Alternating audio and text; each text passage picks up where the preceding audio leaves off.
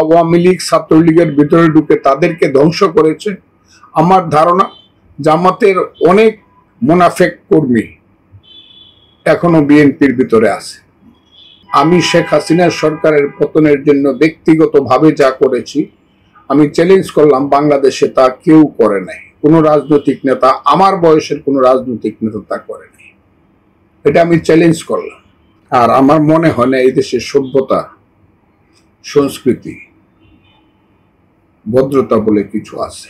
বিশেষ করে স্বাধীনতা বিরোধী শক্তি যখন ক্ষমতার সমস্ত রশিটা ধরে বসে আছে, ইউনূসকে সামনে রেখে যখন স্বাধীনতা বিরোধীরা তাদের ৭১-এর পরাজয়ের প্রতিশোধ নিচ্ছে, তখন আমাদের মতো মুক্তিযোদ্ধাদের মান, সম্মান, ইজ্জত সবকিছুকে ধ্বংস করার জন্য তারা যেমন করে কথা বলে, এটা আমার জন্য দুর্ভাগ্যজনক।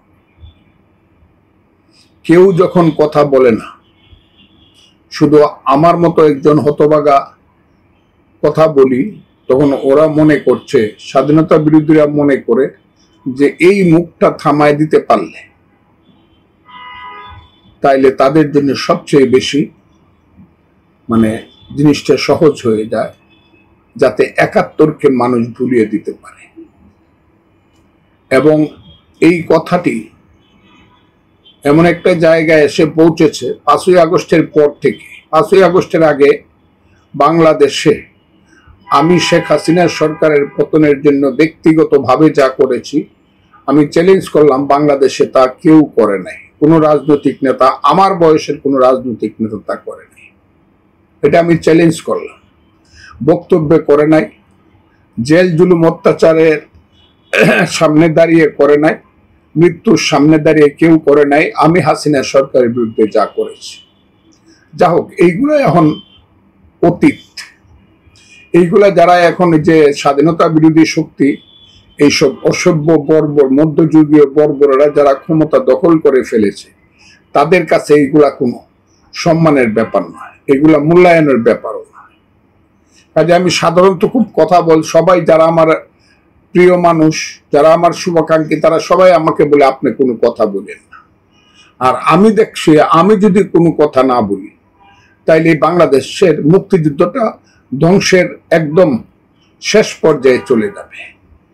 যতদিন আমার দেহে প্রাণ আছে, আমি মুক্তিযুদ্ধ, প্রগতি, মনুষ্যত্ব, বিবেক, শিক্ষা, সংস্কৃতি, বাঙালি জাতি, বাঙালি জাতীয়তাবাদ, এসবের ব্যাপারে বাংলাদেশের ৭২-এর সংবিধানের পক্ষে আমি কথা বলে যাব।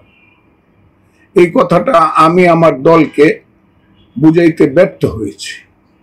আমার দল বিএনপি, তারা দীর্ঘদিন যাবৎ জামাতের সঙ্গে তারা সাহচর্যে ছিল, এবং সেই সাহচর্যে থাকার কারণে জামাত যেমন করে চক্রান্তমূলকভাবে আওয়ামী লীগ ছাত্রলীগের ভিতরে ঢুকে তাদেরকে ধ্বংস করেছে, আমার ধারণা জামাতের অনেক মুনাফেক কর্মী এখনো বিএনপির ভিতরে আছে, এবং তাদের জামাতের অসম্ভব প্রভাব হলো বিএনপির উপরে, ছিল, এখন কতটুকু আছে যদি আমার দলের নেতারা বুঝে থাকে বুঝবে।